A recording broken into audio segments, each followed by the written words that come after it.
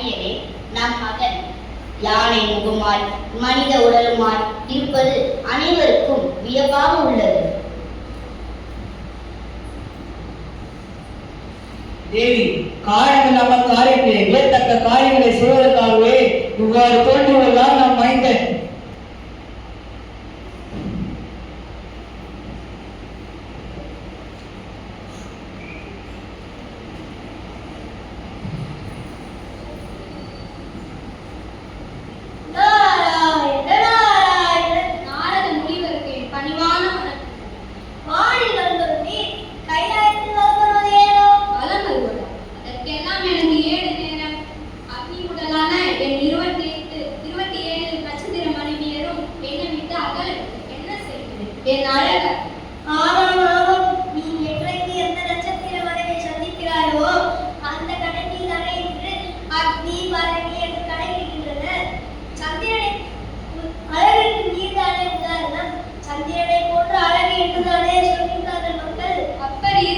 கைலாயத்தில் சிவனுக்கும் பார்வதிக்கும் அழகே உருவான குழந்தை தோன்றுகிறது என்கிறார்களே, அது உண்மைதானா என்று பார்க்க வந்தேன்.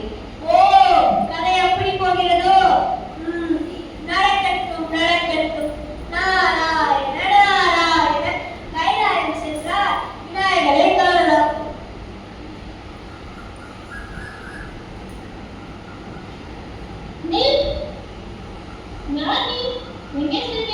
அம்மையப்பனுக்கு பிள்ளையாக விநாயகர் அவர்கள் இருந்தாராமே, அவரை பார்க்க சொல்கிறேன். என்ன விசித்திரமான தோற்றம் கொண்ட நீயா விநாயகர்? மனித உடலும் யானை முகமும் கொண்ட இந்த உருவமா? அழகின் வடிவம். சந்திரா, அழகென்ற ஆணவம் கொண்டு என்னை அனுமதித்த நீ உன் அழகை எல்லாம் இழந்து அழுபியாவாய்.